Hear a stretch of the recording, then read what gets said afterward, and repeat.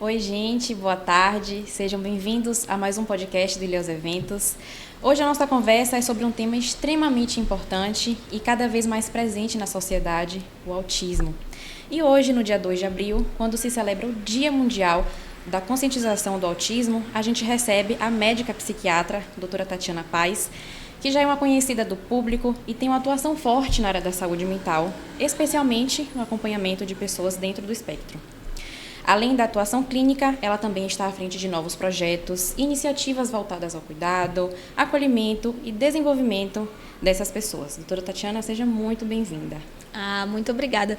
Eu gosto sempre de estar aqui, eu me sinto em casa. Eu estive mais ou menos há 2 anos com o Johnny.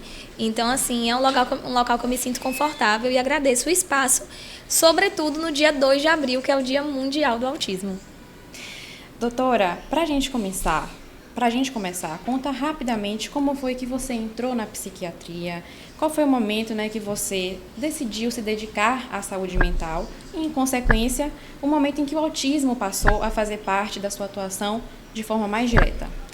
Então, eu sempre costumo dizer, onde eu vou, que geralmente quando a gente está na carreira ali acadêmica, a gente escolhe a nossa especialidade.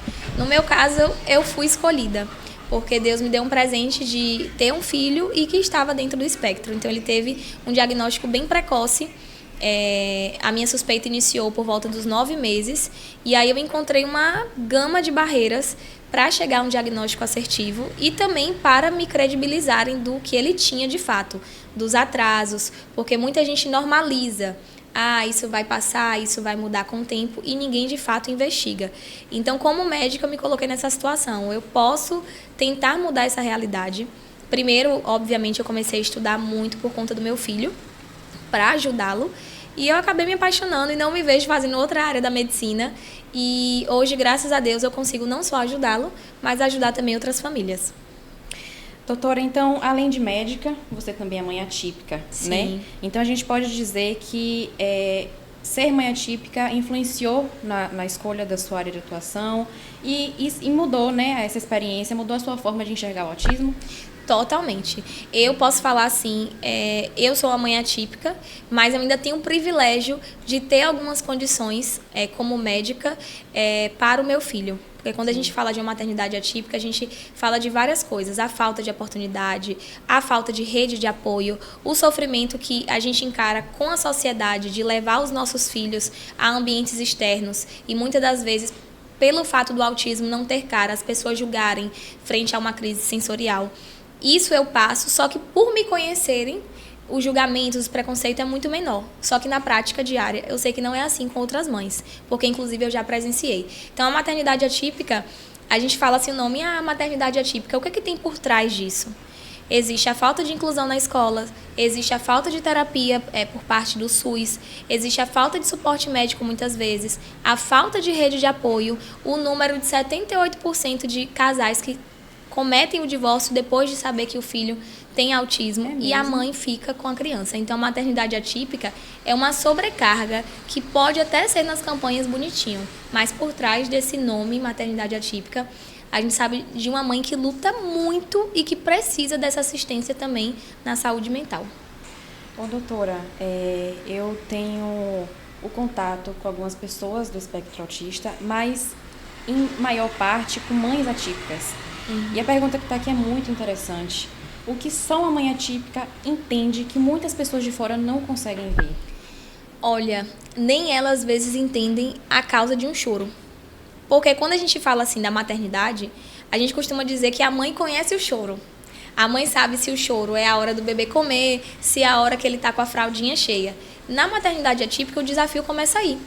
Porque às vezes o choro da criança é devido a uma etiqueta de roupa que está incomodando. Sim. E a mãe fala, meu Deus, eu já troquei essa criança, eu já amamentei, eu já dei um brinquedinho, eu já liguei TV, eu já fiz tudo e a criança continua a chorar. Por quê? Porque vem o primeiro desafio das questões sensoriais. Às vezes uma luz que não incomoda a gente, um som que não incomoda a gente, uma etiqueta de roupa. Então, a mãe atípica, na raça e no sofrimento, ela é forjada a ser essa pessoa que transcende a questão da maternidade. Eu tenho que entender o ser humano com um cérebro diferente do tradicional. Então, eu digo que é uma mulher guerreira, viu?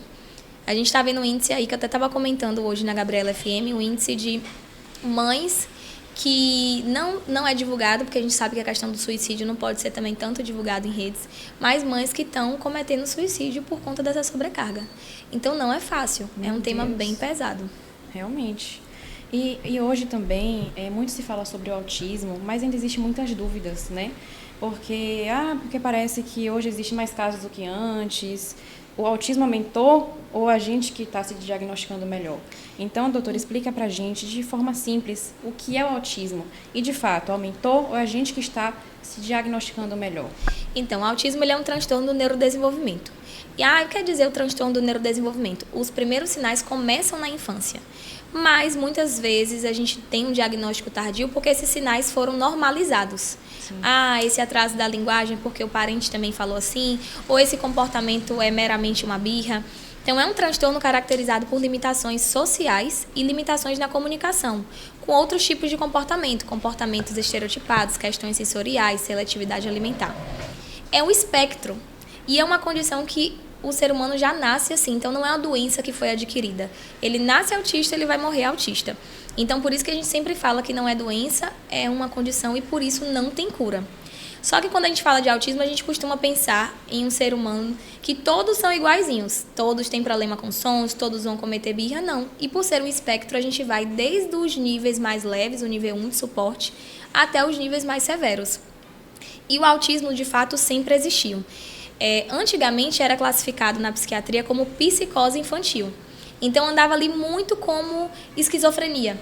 Então tiveram muitos diagnósticos errôneos, colocando os autistas como esquizofrênicos. E a partir do momento que, em 2013, a literatura que a gente utiliza, que é o DSM-5, uma literatura americana, ela muda os critérios diagnósticos, a gente consegue ter critérios mais definidos do que é de fato o autismo. E isso fez com que a gente categorizasse melhor o transtorno. Além desses critérios, a difusão do conhecimento. Porque hoje, com rede social, se a mãe tem algum atraso ou vê algum comportamento, com certeza ela já viu um vídeo no YouTube, ela ali foi no Instagram e ela já acha uma gama de vídeos. Então, ela tinha uma barreira antigamente de falar, vou levar ao psiquiatra. Hoje não, com essa difusão do conhecimento e de tanto que se fala sobre saúde mental, eu vou levar, se não for nada. Então, a gente tem um aumento por essas questões e o aumento que a literatura traz, de fato, é que o autismo ele é uma condição que existe uma predisposição genética somada ao fator ambiental. E esses fatores ambientais que a gente está vendo hoje, eles estão mudando as expressões dos nossos genes, o que a gente chama de epigenética. Mas então a questão da alimentação, do que a gente utiliza no dia a dia, influencia? Influencia. Isso a gente chama de fator ambiental. E esses fatores conseguem predispor aquela predisposição dos genes que já existia. Então, por isso que a gente está vendo uma incidência maior, de fato, é documentado. Só que, no meio disso, a gente sabe que existem sobrediagnósticos, diagnósticos errôneos, diagnósticos em muitas clínicas populares com consultas de 5 minutos, diagnósticos com ganhos secundários por conta do BPC, né, por assistencialismo. Infelizmente, isso em todas as eras da psiquiatria existiu. Em um momento com a esquizofrenia, em um momento com a depressão, que tinha esse ganho secundário de afastamento laboral, e com o autismo não está sendo diferente. Doutora, em relação ao diagnóstico, então hoje em dia os pais podem buscar mais informações através das redes sociais, né? Como você havia dito. Então, como médica mesmo, quais são os principais sinais de alerta que os pais ou os responsáveis devem observar? E se existe, né, uma idade certa para identificar? Se quanto mais cedo, melhor? Como funciona? O ideal é o diagnóstico antes dos 3 anos. Mas é precoce? Não, não é precoce. Porque a criança até 6 anos ela tem uma faixa de neuroplasticidade inicial, que o cérebro está fazendo muito mais conexões, muito mais sinapses. Então, se eu trabalho essa criança de maneira precoce, eu posso mudar o rumo de desenvolvimento dessa criança. Sim. E qual é o melhor sinal de alerta? Se a gente acompanhar bem a criança no pediatra. Porque quando a gente vai para o pediatra, que a gente tem um filho, a gente tem uma escalazinha, que é até do Ministério da Saúde, que são a avaliação dos marcos de desenvolvimento. Quando alguns daqueles marcos de desenvolvimento estão em atraso, antes se normalizava. Seja o atraso da linguagem, seja uma criança que não tolera a introdução alimentar, seja uma criança que tem a falta do contato visual, a falta da atenção compartilhada. A gente normalizava. isso vai passar com o tempo, vamos levando. Então, hoje, o primeiro sinal de alerta é, se seu filho, no caso seu bebê, não está acompanhando os marcos do desenvolvimento, que essa tabela foi criada pela Organização Mundial da Saúde por algum motivo, né? Ou seja, existe porque é para cumprir, não é que a pessoa, o bebê que não senta com 6 meses, pode sentar com 1 ano. Não, está em atraso. A criança que não começa a falar palavrinhas soltas a partir de 1 ano, está em atraso.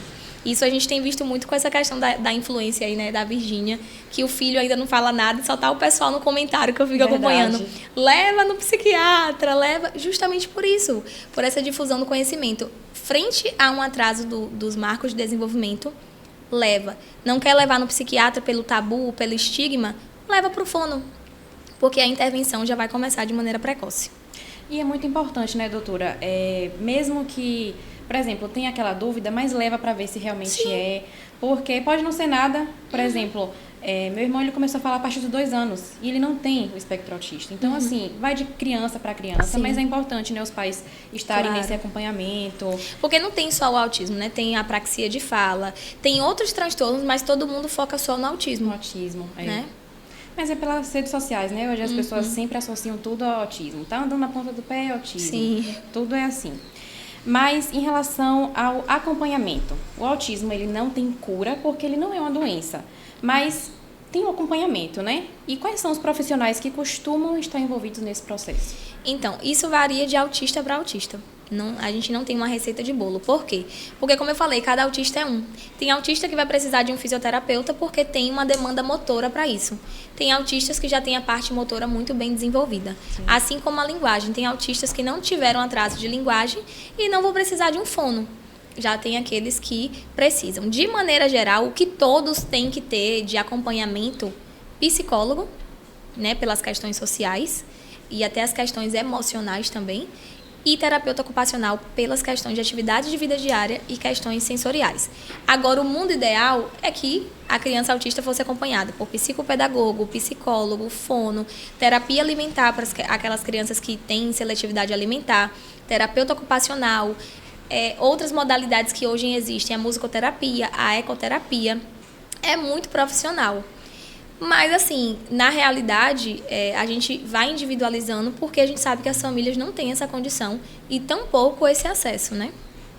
Ô, doutora, em relação aos pais também, é importante, né, que eles também tenham um acompanhamento psicológico junto com a criança? Sim, os pais, sobretudo as mães, o cuidador central da criança precisa também ter esse acompanhamento psicológico porque é tudo novo. Sim. Né? E tem famílias que não tem só um autista, tem mais de um. Então, é importante para manter também a saúde mental em dia. O cuidador, o cuidar de quem cuida, né? Também tem que estar bem para cuidar bem do outro. É verdade que o autismo vem do pai? Não, existe assim, ó. Esse tabu é o seguinte. O autismo, a cor da bandeira é azul. Sim. Por quê? Porque é 4 vezes mais no menino. Sim. A frequência, né? E saiu esse estudo em relação ao pai, justamente pegando esse eixo. Porque quando a gente fala de outros transtornos, a gente fala muito sobre o período de pré-natal, o período gestacional materno. Mas saiu um estudo que tudo que o pai, não é só a mãe, porque da mãe a gente já sabia, tudo que o pai faz, seja bebida alcoólica, uso de medicamentos, 3 meses antes de gerar de ter o ato e de fato conceber ali no ato sexual uma criança, já influencia essa carga genética. Influencia, né? Então, depois que saiu esse estudo, 3 meses antes, então o sêmen paterno tem que estar limpo. Sim, tem que estar limpo. Mas isso não significa que se não tiver, o autismo veio dele. Eu sempre costumo falar para as famílias, se vocês entrarem nisso, de ficar querendo saber de quem foi, vocês vão acabar piorando a saúde mental da criança, porque vocês vão começar a discutir, vão começar a se culpar.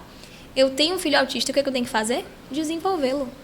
Ah, se foi da mãe, se foi do pai, não importa, porque não vai mudar a conduta terapêutica da criança.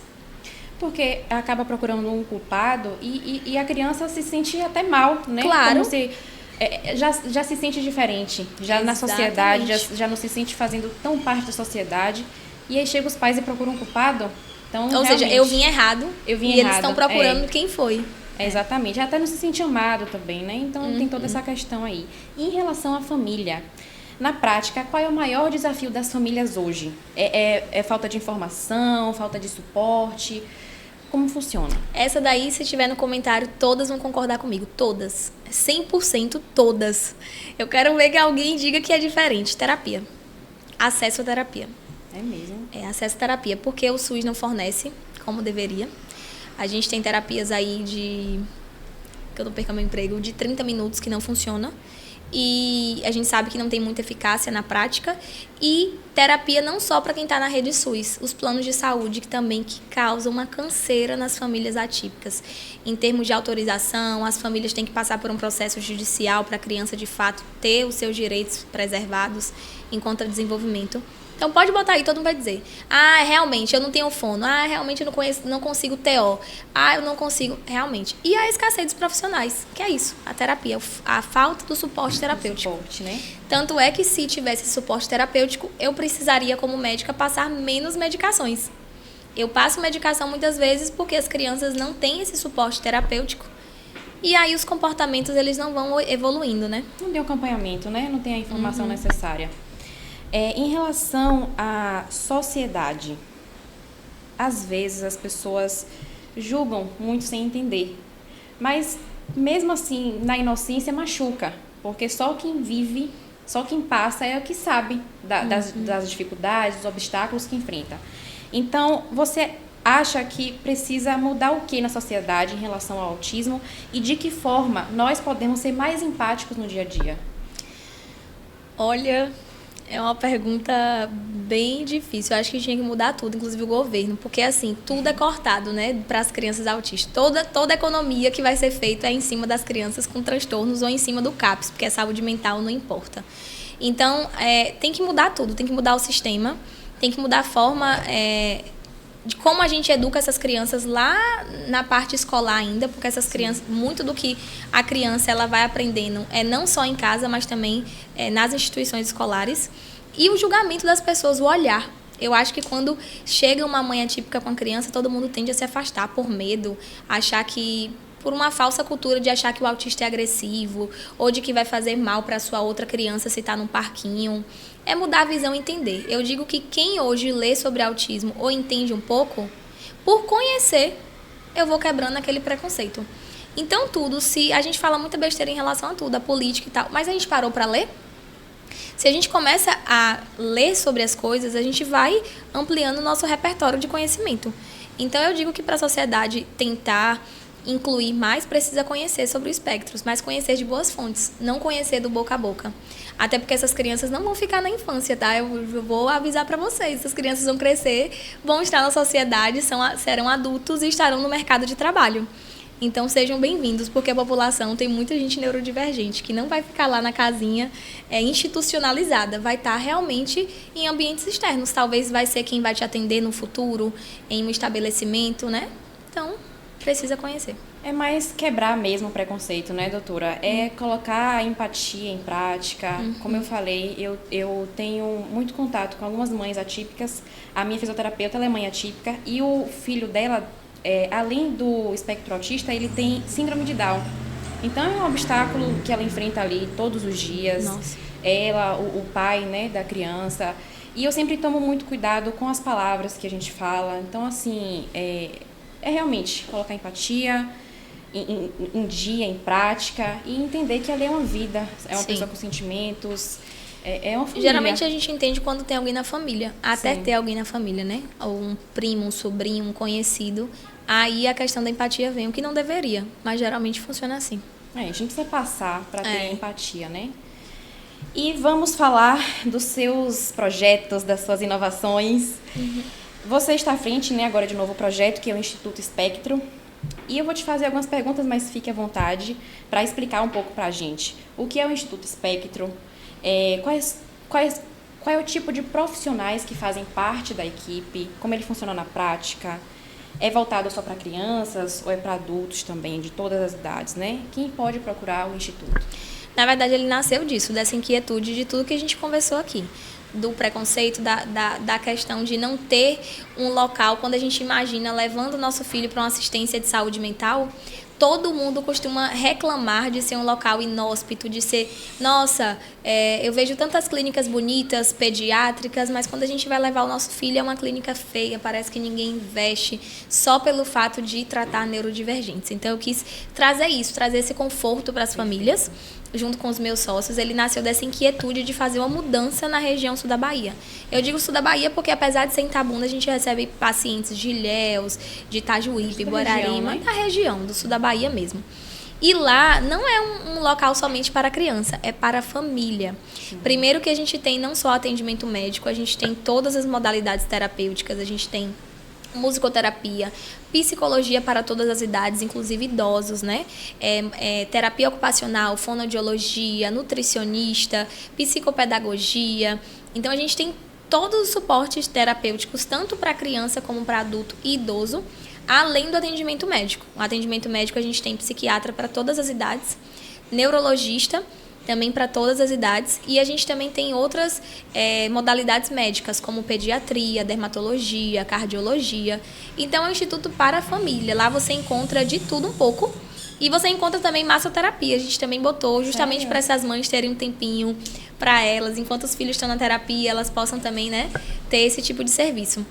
Então, lá é bem legal, porque é uma equipe que a gente escolheu a dedo, uma equipe de pessoas que realmente, muitas são mães atípicas, profissionais e mães também, que a gente sabe que vai ter esse cuidado diferenciado, porque passa isso nos dois lados, né? Na vida profissional e em domicílio também.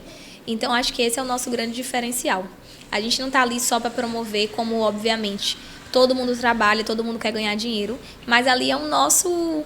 Todo mundo ali trabalha em outros ambientes também, né? Eu tenho os contratos com as prefeituras, mas ali é nosso localzinho de fazer, é nosso filho, que a gente quer realmente fazer um trabalho muito diferente e personalizado, eu diria.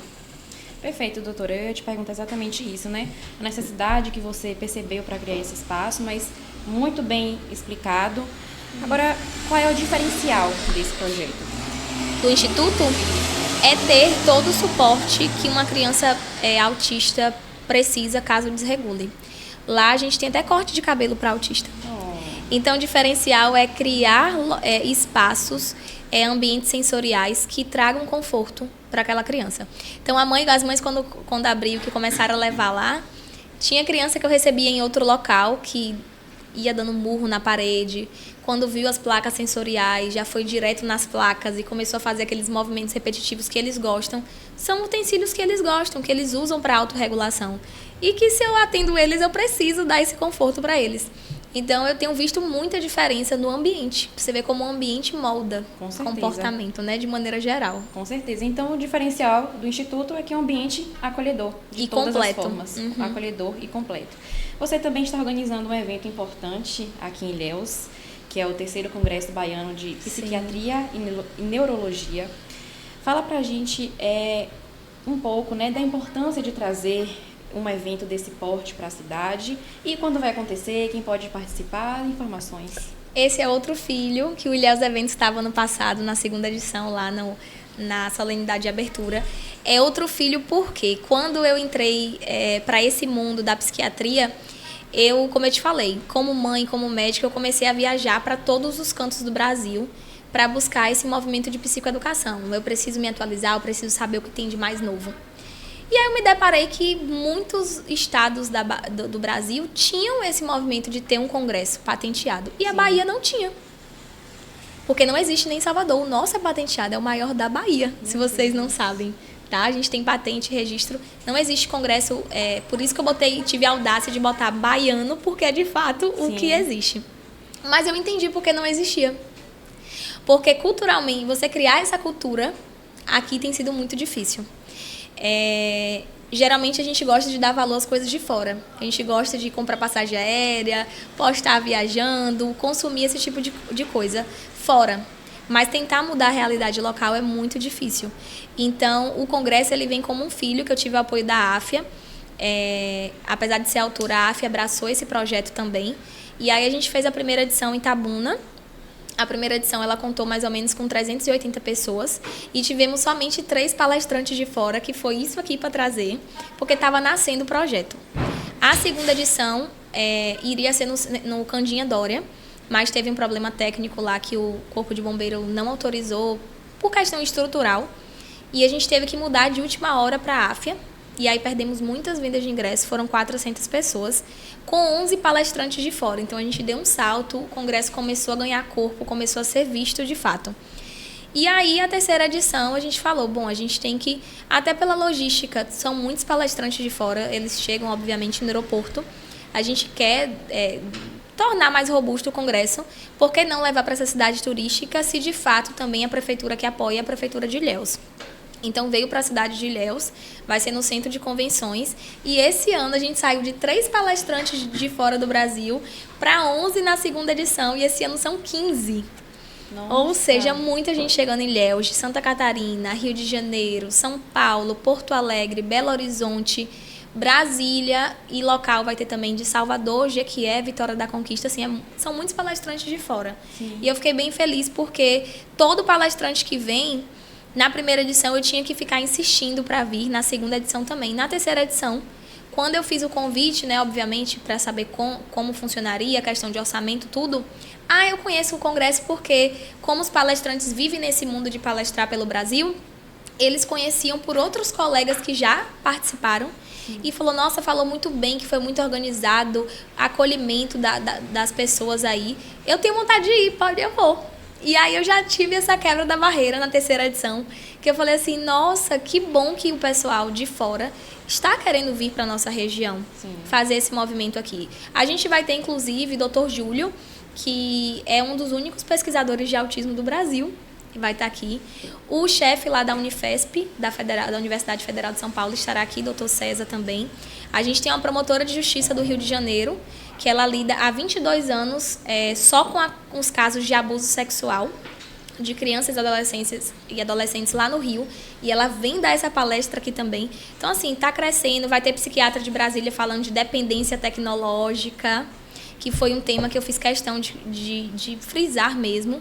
E um dos maiores psicanalistas do Brasil, de São Paulo, que vocês devem conhecer, porque ele tem aí um horror de seguidores, Dr. Fernando Segredo, vai vir para falar de feminicídio, que foi outra pauta que eu não quis deixar de fora. Sim. Então é um evento completo, não é só um evento médico, é um evento para todo mundo da área de saúde e educação.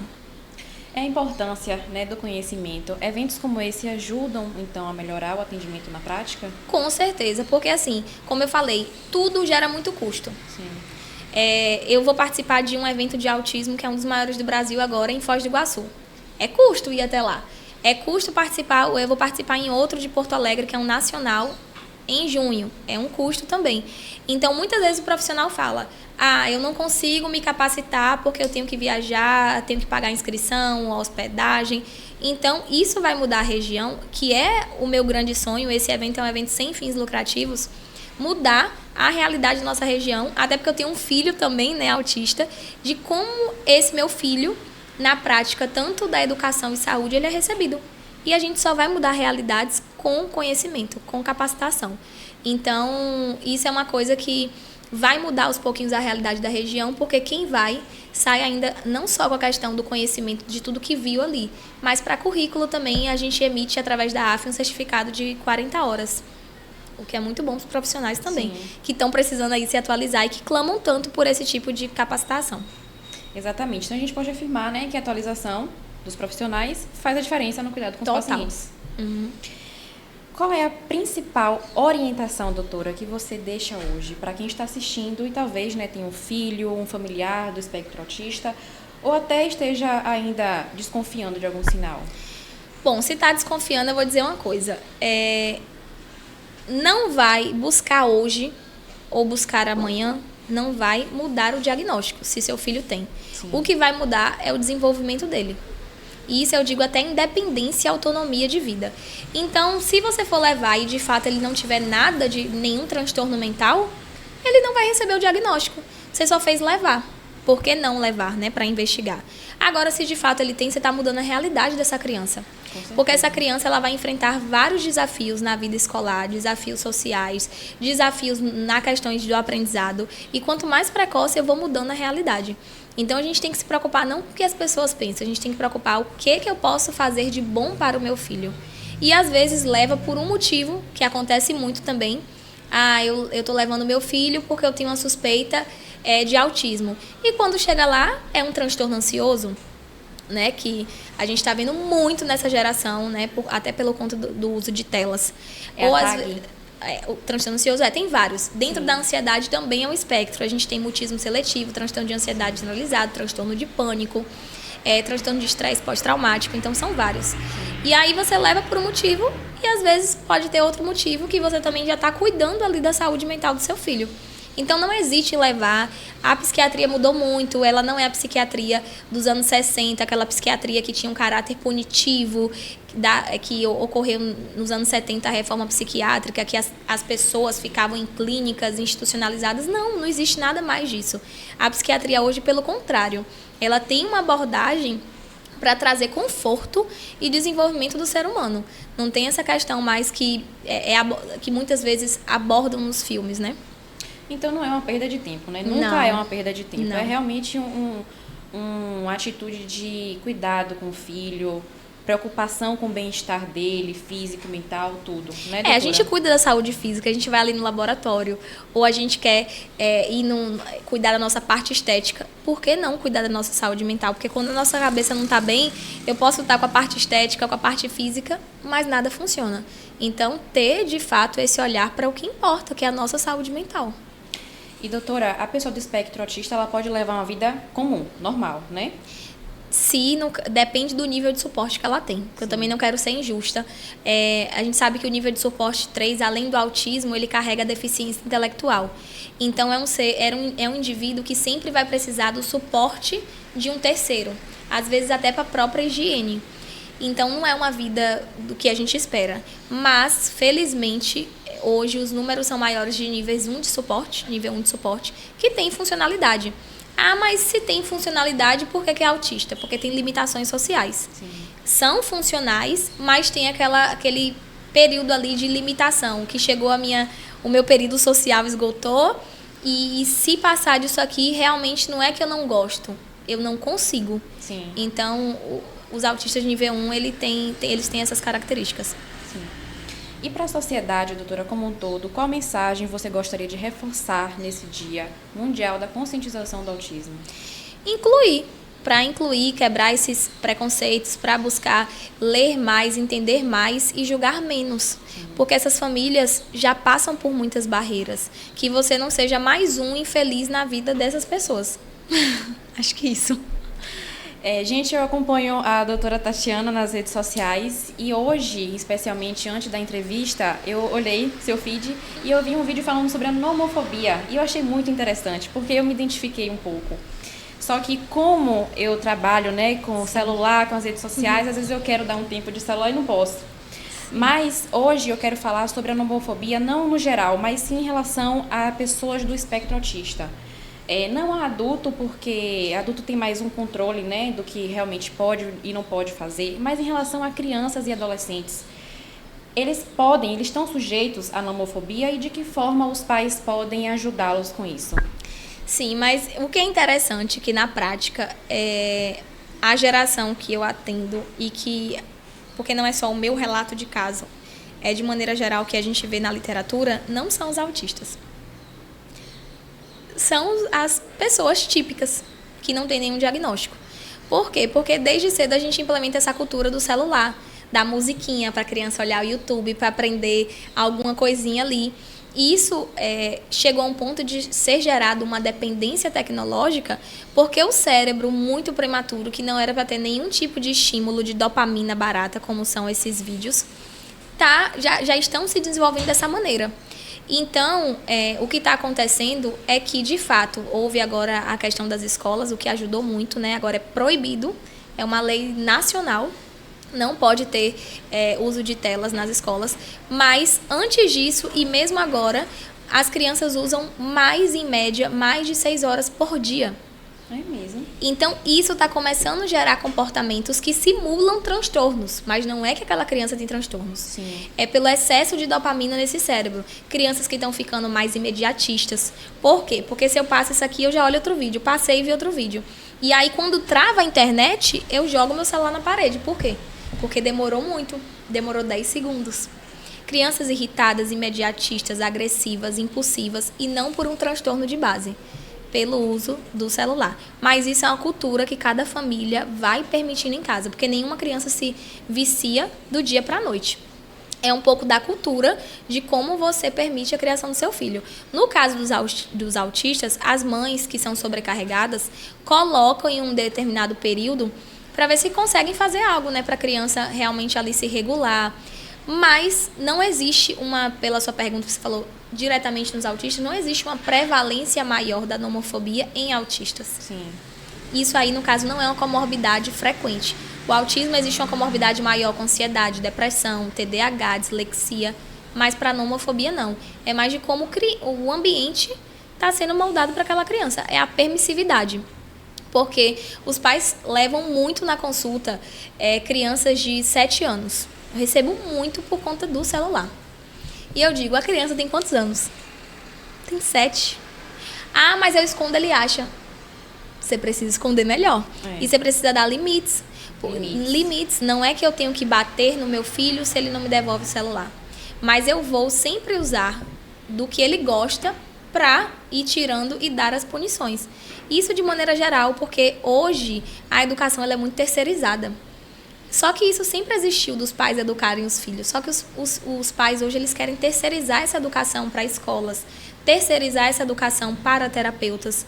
E está havendo aí essa brecha que está gerando essas crianças que na sociedade a gente tem visto crianças com mais irritabilidade, agressividade, crianças 220 que não é por ter o TDAH, é pela forma que elas estão sendo criadas.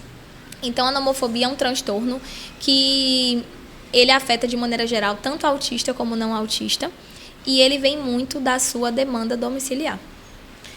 Doutora, eu falei em relação à nomofobia que vi no seu Instagram, mas acabei que nem pedi, né, para a senhora explicar o que é a nomofobia de fato, que quem está de casa pode não entender direito. A gente falou o contexto, mas não explicou de fato o que é a nomofobia. Justamente é um transtorno que todo mundo fala, todo mundo hoje quer colocar algum transtorno. Mas vou fazer uma experiência bem prática, que eu acho que foi como eu comecei o vídeo. Esquecer o celular em casa para ir numa padaria. E às vezes você está com dinheiro ou está com cartão. Vocês voltam em casa para fazer o quê? Buscar o celular. Por quê? Vício. Porque não consegue ficar sem ver uma notificação. É aquela angústia, por isso se torna um transtorno, porque já não é uma coisa normal. É aquela angústia e aquele prejuízo nas atividades se eu não estou com o celular. Então, o que a gente difere se é só um vício que não é um transtorno ou se de fato já está causando transtorno na minha vida? Se gera prejuízos. Eu cheguei atrasado porque eu tive que voltar para pegar, não porque eu precisava naquele compromisso, mas porque eu não consigo ficar sem. Isso é um transtorno, isso é nomofobia. Essa nossa impulsividade para estar o tempo todo ali conectado, para eu saber o que está acontecendo, sendo que nem sempre eu preciso disso para a minha vida diária. E quando isso começa a causar prejuízos, merece tratamento. O principal tratamento é a terapia cognitivo-comportamental, é a psicoterapia. E em casos mais graves, que a pessoa realmente não consegue ficar sem o celular, acreditem, tem pessoas que não conseguem ficar 10 minutos sem pegar no celular. É mesmo? Aí já merece um tratamento medicamentoso também. E a questão também é em relação a limites, né? Porque, assim, enquanto adulta, a gente sabe que o limite é fundamental. Então, para não atrapalhar a nossa rotina, a gente não mexe tanto no celular. Por exemplo, quem trabalha com as redes sociais, mexe no momento que tem que trabalhar, mas depois procura uma outra forma de se distrair, né? Mas em relação a crianças, os pais, né, doutora, que precisam dar esse limite, não transferir essa educação, mas aprender a dar limite, a fazer a criança entender que sentir tédio também é necessário, porque faz a gente pensar, coloca, né, o nosso cérebro ali para a criatividade, trabalhar, é no tédio. A criatividade, é isso. Então é muito importante a gente, né, estar no tédio, ficar entediado, se permitir ficar entediado. Eu falo isso até por mim também, porque eu acho que o adulto ele limita, né, o filho, a criança, mas é muito mais fácil você ter alguém ali mandando em você do que você mesma ter que se autorregular. Não, agora eu não posso, agora é hora de dormir, agora é hora de fazer qualquer coisa que não seja no celular. Eu vejo muitas crianças falarem isso na consulta, que criança, você sabe que é sem filtro, fala mesmo. Ah, mas aí meu pai me deixa sem o celular, eu vou tentar fazer alguma brincadeira com ele, ele tá no celular. Então, às vezes também, durmo tarde, por quê? Porque eu tô no celular. Não coloca um limite, leva o celular pra cama. Então, tudo aquilo que a gente treina pra não fazer com as crianças, o adulto acaba fazendo. No caso dos adultos, a gente sabe hoje é inevitável. Aqui tá banco, tá trabalho, tá tudo. E a gente acaba... O celular virou uma ferramenta essencial. Vida, né? Exatamente. Só que no caso das crianças e adolescentes, eu sempre falo pros pais, a grande questão não é só o tempo de tela, são os conteúdos. Sim. Por quê? Eu aprendo muito com os meus adolescentes, tá? Eu não sabia o que era Discord, descobri com uma paciente. E aí eu fiz questão de gravar um vídeo para os pais. Eu não sabia o que era Dix. Eu fui saber através de uma paciente também. E não sabia uma coisa que eu acho que é pertinente colocar, que eu até botei no meu Instagram. As crianças, os pais falam, mas meu filho tá quietinho no quarto. Por quê? Porque o Roblox virou um mundo. Meu Deus. O Roblox, ele tem missa no Roblox. Ele tem paredão no Roblox. Então a criança começa a viver essa realidade virtual e ela acha que de fato ela está vivendo. E ela não se frustra, não consegue mais viver frustrações, viver o tédio, porque ela está ali naquela vida que ela vai normalizando como se fosse uma coisa paralela. E aí a gente fala, mas às vezes ele está mais seguro se estiver na rua do que se estiver em casa no celular. Porque esses jogos de plataforma aberta, a criança tem acesso a qualquer tipo de pessoa e nem sempre quem está do outro lado também é uma criança. Então a gente está vendo muito isso nas reportagens a nível de Brasil. Crianças assediadas, crianças abusadas virtualmente, o cyberbullying. Porque esses jogos, a maioria hoje que são de plataformas abertas, a gente não tem um controle. Apesar de existir um limite lá. Se você tem mais de 18 anos, clique aqui. Mas a criança clicou, mesmo sem ter os 18 anos, e não existe um controle. Então, eu digo de maneira geral, a gente está vendo a influência também que mudou algumas leis, né, o FELCA. De maneira geral, isso está sendo um terror para a saúde mental das crianças. Porque uma vez que elas se frustram nessas plataformas, elas tentam muito a questão do suicídio. Eu me frustrei lá, minha vida acabou. Então, a gente tem acompanhado também aí o número de casos de depressão em crianças e boa parte delas tem relação com redes sociais. O excesso, todo excesso faz mal, né, doutora? E eu vi na internet uma frase muito interessante que antigamente a gente usava a internet para fugir da realidade. Hoje a gente usa a realidade para fugir da internet. Isso. E eu acho que o celular é muito importante. Querendo ou não, toda a nossa vida hoje no celular facilita muito comparado a antigamente, mas com limites, usar de forma consciente, né? Sim. Eu lembro que hoje em dia, por exemplo, eu vou dormir, eu vou mexer no celular antes de dormir. E aí eu lembro exatamente isso que eu falei do tédio. Quando eu era criança, não tinha celular. Não sou tão velha assim, mas não tinha celular. E eu ficava assim, parada olhando pro teto. Até a hora de dormir. Até a hora de dormir. Exatamente. É o que tem que acontecer hoje em dia. Hoje tem que ter melatonina, hoje tem que ter benzodiazepínico, hoje tem que ter remédio. Por quê? Porque eu não consigo ter aquele tempo de espera. Porque aí o pessoal fala, eu tenho insônia. Insônia é quando você se desligou de tudo, deu 30 minutos sem estímulos, você deitou e não dormiu. Com 10 minutos que eu não durmo, eu tô com insônia, preciso tomar melatonina, preciso tomar isso. Não é insônia. Entende? Sim. Então, hoje a gente está muito mais imediatista. Eu não digo só as crianças, os adolescentes, os adultos também. Todo mundo em geral. Todo mundo quer se medicalizar, todo mundo quer até fazer deboche dos transtornos. Quantos memes não tem relacionado à saúde mental? Isso é meu TDAH. Aqui é a família do CAPS, né? Entre amigos bebendo. Então, assim, hoje, com essa difusão do conhecimento, tiveram as partes boas de realmente passar informações para os outros, mas também teve essa parte muito da gente negligenciar a nossa saúde. Doutora, eu quero te agradecer muito pela sua participação. Foi uma conversa muito necessária, principalmente num tema, né, que ainda precisa de tanta informação e sensibilidade, como o transtorno do espectro autista. Então, muito obrigada. Eu que agradeço. Eu tenho certeza que essa conversa de hoje ajudou muita gente, né, que pode estar nos ouvindo. E é isso. Muito obrigada mesmo pela sua presença, pelo seu retorno, na verdade, aqui ao podcast, né? Muito obrigada a você, simpaticíssima, e a Johnny também, que não está aqui, mas que o primeiro podcast foi com ele, o primeiro a gente nunca esquece, né? Com certeza. E é isso, muito obrigada, e obrigada a você que acompanhou até aqui. Até o próximo episódio.